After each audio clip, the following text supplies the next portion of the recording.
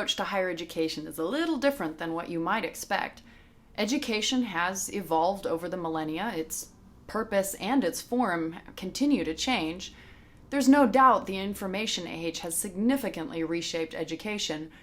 Big data and other aspects of the digital age have produced innovations mainly in the developed North. And at InZone, we've discovered that sometimes these innovations fall short when translated into the refugee context. What works here doesn't necessarily work there. It led us to reimagine learning as we know it. We not only allow the information age to shape our pedagogy in a general way, we also explore how we can adapt it to specific contexts. But it's not simply a substitute for traditional learning environments. It goes beyond that. It refocuses the goal of higher education to be about enabling rather than delivering learning. The emphasis of InZone's pedagogy is connecting actors in a learning ecosystem.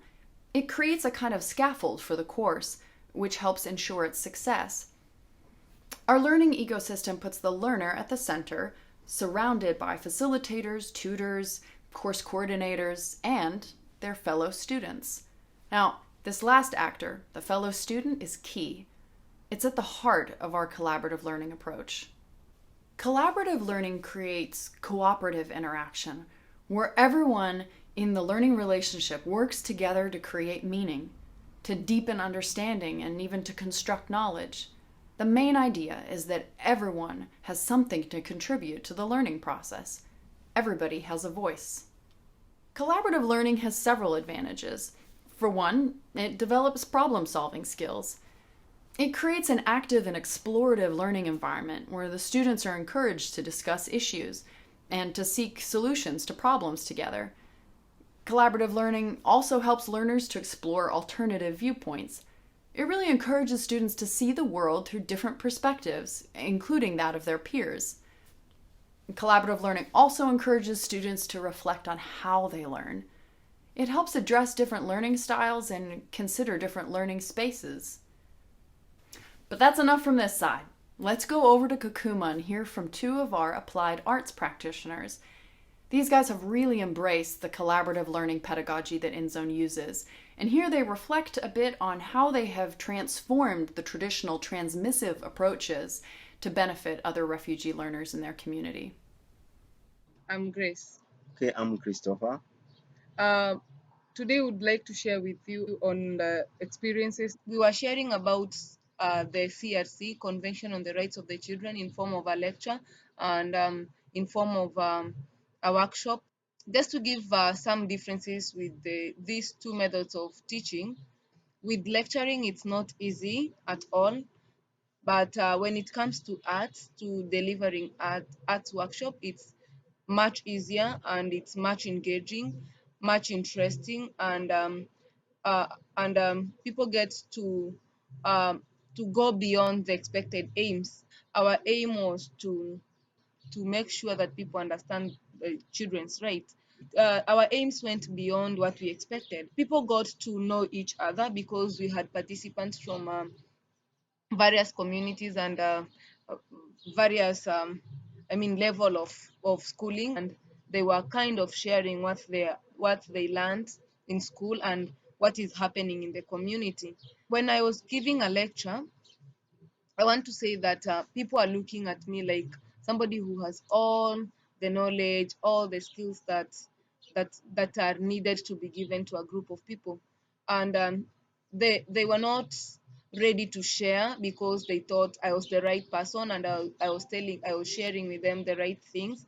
5 minutes lecturing and people looking at you without questioning, without asking, without like commenting. It was very boring. And that one shows me that the lecturing is a good way, but not really than in like the art. It was very hard to get feedbacks.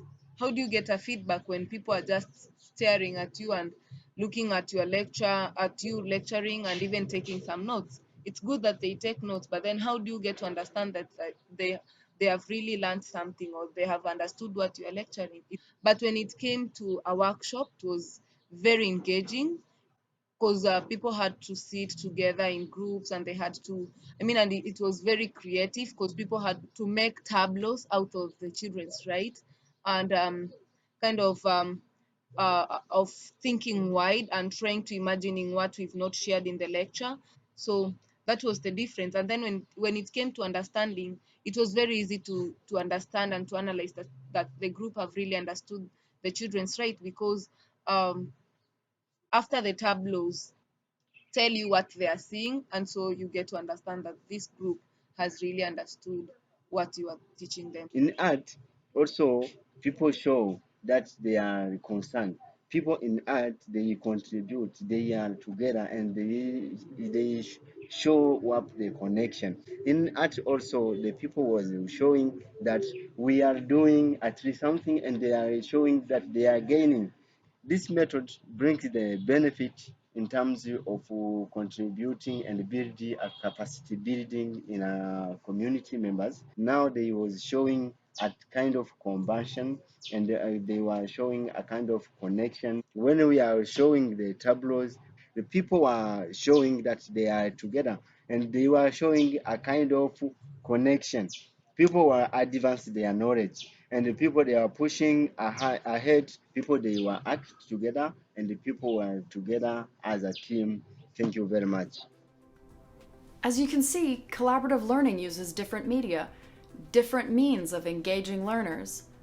This approach transforms mindsets, and ultimately, it contributes to peaceful forms of social engagement.